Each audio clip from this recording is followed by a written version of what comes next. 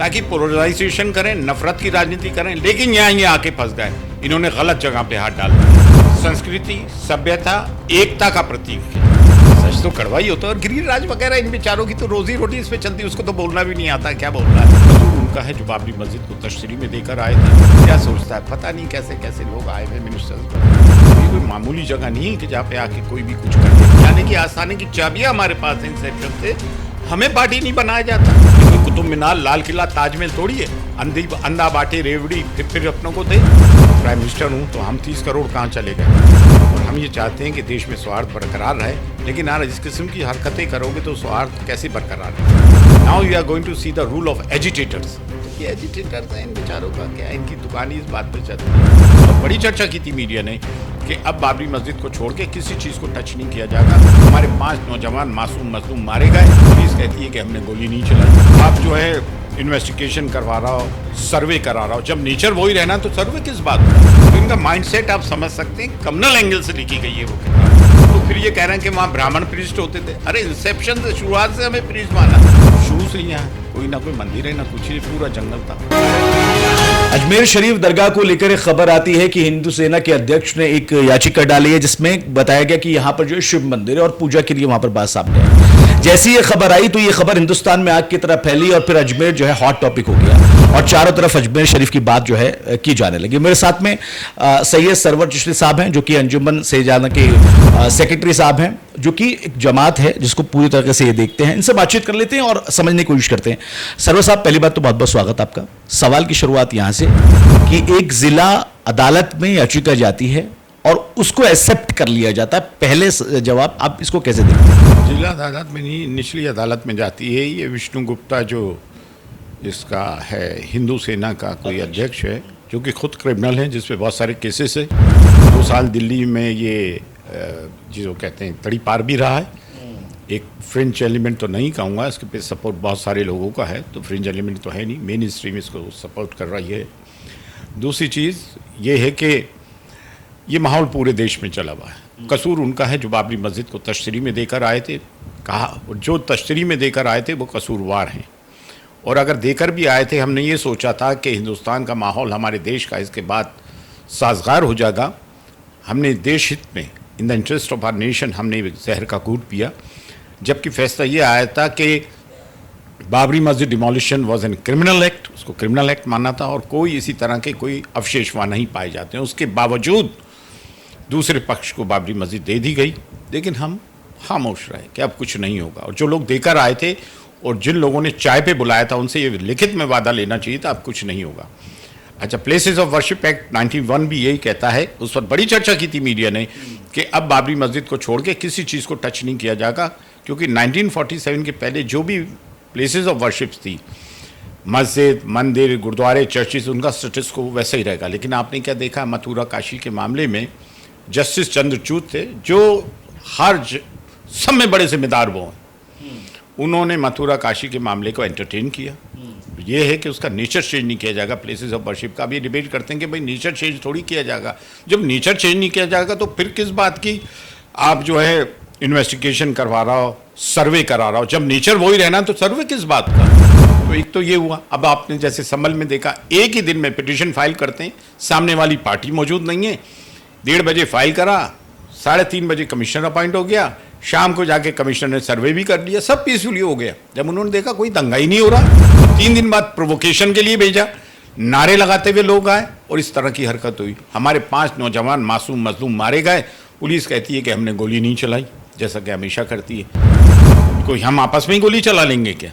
तो इस तरह का डिस्क्रिमिनेशन। लेकिन ये दरगाह हज़रत ख्वाजा मोइनुद्दीन चिश्ती रहमतुल्लाह अलैह की है, जो आले नबी औलाद अली जिगर गोशा रसूल है, प्रॉफिट मोहम्मद सल्लल्लाहु अलैहि वसल्लम के डिसेंडेंट है, उनकी औलाद है, अरबों अनुयायी हैं, पूरी दुनिया में माने जाते हैं और हर धर्म संप्रदाय, हर मज़हब के लोग अकीदत से यहाँ आते हैं। ये यूनिटी एंड डाइवर्सिटी को प्रमोट करती है, प्लूरलिज्म को, आपके मजहबी हमांगी को, सांप्रदायिक सौहार्द को। यहाँ हर मजहब व मिल्लत के लोग आते हैं, लेकिन ये इस्लाम का बर्र-ए-सग़ीर का सब में बड़ा मरकज़ भी है। तो ये कोई मामूली जगह नहीं है कि जहाँ पे आके कोई भी कुछ कर लेगा। और सब में बड़ी बात ये है कि जो पार्टी बनाया गया है, आर्कियोलॉजिकल सर्वे ऑफ इंडिया, जिसका कोई लेना देना नहीं है, मिनिस्ट्री फॉर माइनॉरिटीज़ और दरगाह कमेटी। हाँ, मिनिस्ट्री फॉर माइनॉरिटीज़ में ये आती है, दरगाह कमेटी जो उसकी बॉडी है, गवर्नमेंट बॉडी। और जो मेन है, 800 साल से हम लोग खुद्दाम ख्वाजा हुजूर गरीबनाथ जो गद्दी नशीन है असल में, जिसकी ये नुमाया जमात है अंजुमन सैयद खान, जिसका मैं सेक्रेटरी हूँ, जमीयत खुद्दाम ख्वाजा 800 साल से तमाम 365 डेज 24/7 मज़ार अक़दस की तमाम रिचुअल्स, तमाम रस्में निभाते हैं, ज़ायरीन को ज़ियारत कराते हैं, दुआ करने का हमारा है। हम कलीद बरदार हैं, यानी कि आसानी की चाबियाँ हमारे पास हैं इंसेप्शन से। हमें पार्टी नहीं बनाया जाता है। ये कोई कुतुब मीनार, लाल किला, ताजमहल थोड़ी है, अंधा बाटे रेवड़ी फिर अपनों को दे। अच्छा, जिस किताब का ये जिक्र कर रहा है 1911 या 10 की लिखी हुई हर बिला शारदा की, तो पहली चीज़ तो ये समझ लें, उन्होंने 1921 में वो यहाँ की सब जज भी थे, म्यूनिसिपैलिटी के कमिश्नर भी थे, लेकिन वो हिस्टोरियन नहीं थे, वो एकेडमिशियन नहीं थे। उन्होंने अपनी किताब में ये लिखा, ट्रेडिशन से सो, ट्रेडिशन बताते हैं, और किसी किताब का रेफरेंस भी नहीं है। 1921 में जब वो जज थे, सब जज, तो हमारे लिए एक बड़ा ज़बरदस्त फैसला लिखा खुद्दाम को। खुद्दाम्स relation with the shrine is not only ancient but intimate. इनके ताल्लुक कदीमी नहीं, करीबी भी है। एंड दे आर हेरिडिटरी खादिम, वंशानुगढ़ खादिम है। And they perform religious priestly function. हमको जब प्रीस्ट मानना है तो फिर ये कह रहे हैं कि वहाँ ब्राह्मण प्रीस्ट होते थे। अरे इंसेप्शन से, शुरुआत से हमें प्रीस्ट माना। दूसरी चीज़ ये कि वो 1888 में आर्य समाज के अजमेर के प्रेसिडेंट थे, हिंदू महासभा के मेंबर थे, और इन्होंने एक किताब लिखी हिंदू सुप्रीमेसी। तो इनका माइंडसेट आप समझ सकते हैं, कम्युनल एंगल से लिखी गई है वो किताब। और एक आदमी किताब लिख देता है। अच्छा, 8 बार यहाँ मुतवल्ली हिंदूज रहे। मुतवल्ली वो होता है जो आज की तारीख में नाजिम है, जो दरगाह ख्वाजा साहब एक्ट के तहत बनाया जाता है और मिनिस्ट्री फॉर माइनॉरिटीज से आता है। दरगाह ख्वाजा साहब एक्ट यहाँ 1955 में बन चुका है। ये पार्लियामेंट का एक्ट है। और 1949 में यहाँ पे बाकायदा रिसर्च हुई। यहाँ पर एक इंक्वायरी कमीशन आया, जस्टिस गुलाम हसन जो सिटिंग जज थे, उसमें भी कुछ नहीं पाया गया। हिंदू राजाओं ने चांदी के कटेरे अंदर लगाए, कई हिंदू राजाओं ने यहाँ डोनेशंस दिए। 200 साल मराठा का रूल रहा है, किसी ने नहीं बताया कि भाई यहाँ हिंदू टेम्पल था। 2002 में जॉइंट पार्लियामेंट्री कमेटी फॉर औकाफ आती है, जिसके चेयरमैन संगप्रिय गौतम थे, जो बीजेपी के जनरल सेक्रेटरी थे। उसको मैंने भी अटेंड किया, उसमें भी कोई जिक्र नहीं है। और 2014 के पहले तो ये सब कुछ हो ही नहीं रहा था। ये एक सोची समझी साजिश के हिसाब से हुआ है, ताकि पोलराइजेशन करें, नफरत की राजनीति करें। लेकिन यहाँ ये आके फंस गए, इन्होंने गलत जगह पे हाथ डाल दिया है। ये जगह भारत की संस्कृति, सभ्यता, एकता का प्रतीक है। ये बात ऐसी जगह पे, ऐसी पवित्र जगह पे, जहाँ से सबकी आस्थाएं जुड़ी हुई है, ये की है जो हमें नाकाबिले बर्दाश्त है। और जितने भी लोग भारत की यूनिटी में यकीन करते हैं, प्रेम भाव में यकीन करते हैं, चाहे वो किसी भी धर्म जाति के हो, उन सबको ये बात नागवार गुजरी है कि हिंदू भाई, सिख भाइयों को भी ये बात नागवार गुजरी है। और इस मामले में कोई मसलक इख्तलाफ नहीं है। सब हज़रत ख्वाजा मोइनुद्दीन चिश्ती के जितने भी बड़े सगीर के मुसलमान हैं, अपना पेशवा मानते हैं। अच्छा सरवर साहब, चूंकि आप जिक्र कर रहे हैं इन तमाम चीज़ों का, पिछले कुछ बयानात अगर आप देखेंगे कुछ बीजेपी नेताओं के, मैं एग्जांपल के तौर पे गिरिराज सिंह का नाम ले लेता हूं, उन्होंने साफ साफ कहा कि भाई मंदिर है तो फिर जांच तो होगी, सर्वे तो होगा। इन बयानों को कैसे देखते हैं आप?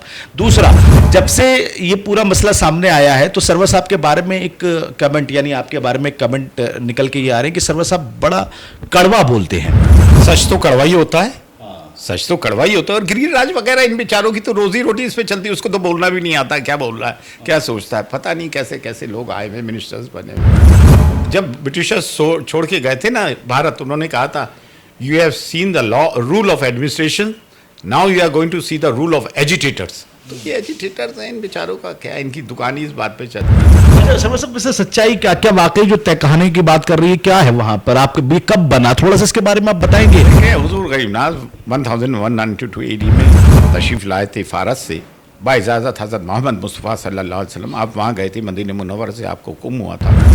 यहाँ पे आए थे 1192 AD में। 1236 में आपका विसाल हुआ।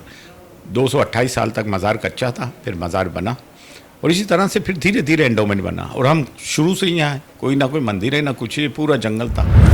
एक आखिरी सवाल सरवर साहब, क्या मैसेज देना चाहेंगे हिंदुस्तान की आवाम को या सरकार से, क्या आप जो है कहना चाहेंगे? सरकार को बिलखुसूस प्राइम मिनिस्टर को हस्तक्षेप करना चाहिए। वो कहते मैं 1400 करोड़ जनता का प्राइम मिनिस्टर हूँ, तो हम 30 करोड़ कहाँ चले गए। और हम ये चाहते हैं कि देश में सौहार्द बरकरार रहे, लेकिन यार इस किस्म की हरकतें करोगे तो सौहार्द कैसे बरकरार रहेगा। बस बहुत बहुत शुक्रिया आपका सरवर चिश्ती साहब।